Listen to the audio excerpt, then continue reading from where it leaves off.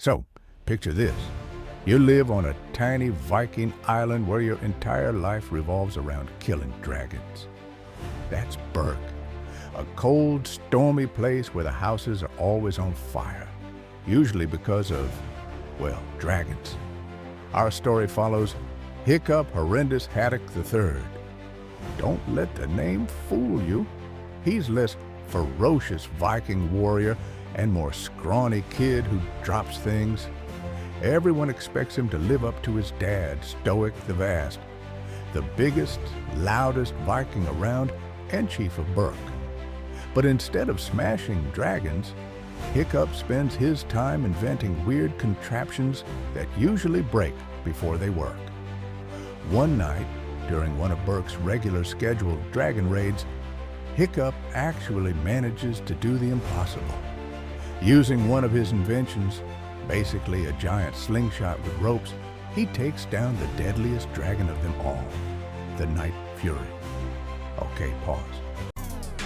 Let's backtrack. In the movie, 5 main dragons terrorize Berk.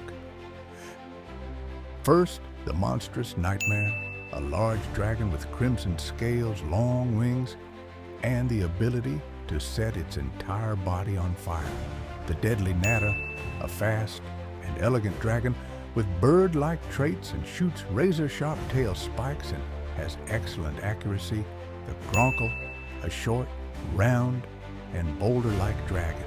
Despite being slow and lazy, it has powerful jaws that can crush rocks and can also regurgitate molten lava as a weapon.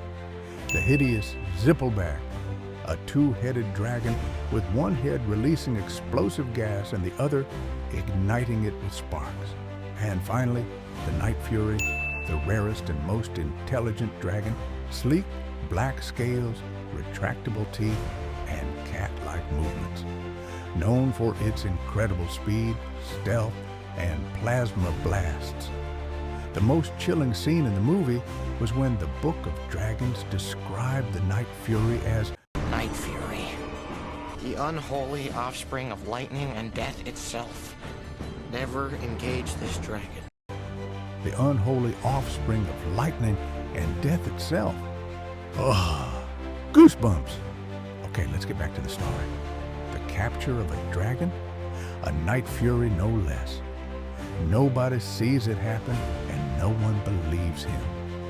In typical DreamWorks movie fashion, he goes out to prove it. When he does, he finds the dragon tangled in ropes, helpless.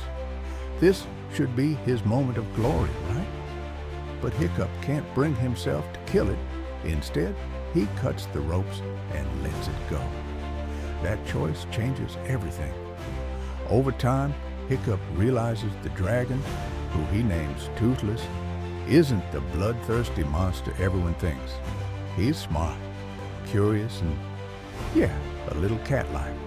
Problem is, Toothless can't fly anymore because part of his tail fin got damaged.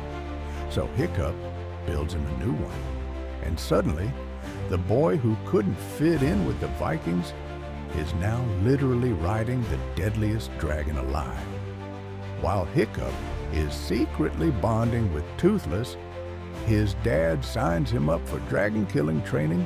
Here's where it gets funny. While the other kids are learning to stab and smash, Hiccup starts taming dragons with what he's learned from Toothless. He uses fish instead of weapons, calm hand gestures instead of shouting, and the dragons respond. Suddenly, the weakest Viking is outsmarting everyone. But of course, his secret can't stay hidden forever. Astrid, the tough, no-nonsense girl warrior, discovers Toothless. At first, she is furious, until Toothless takes her on a ride through the clouds. That ride is the turning point. Astrid realizes Hiccup's right. Everything they thought they knew about dragons is wrong. Here's the twist. The dragons weren't randomly attacking Vikings out of spite. They were being forced to raid the village because of something way bigger. The Red Death, a massive dragon queen living in a distant nest. Basically, if the dragons didn't bring her food, she ate them instead.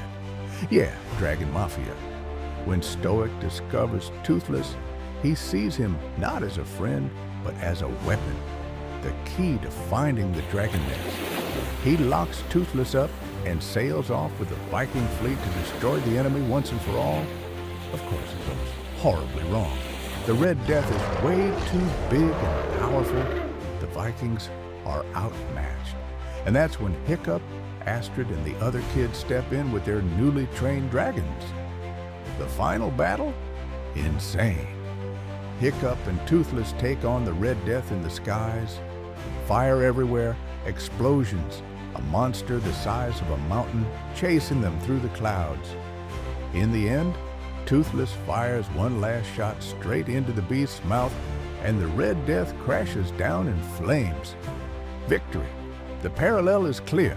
Just like Toothless needed Hiccup to fly, now Hiccup needs Toothless to walk. The story ends with Vikings and dragons living side by side, no longer enemies, but partners. Burke isn't burning anymore unless it's from dragon fire used to light torches, and Hiccup, once the village embarrassment, becomes the hero who changed everything. And that's How to Train Your Dragon, a story about courage, empathy, and seeing the world differently. Not through the eyes of fear, but through the eyes of a dragon.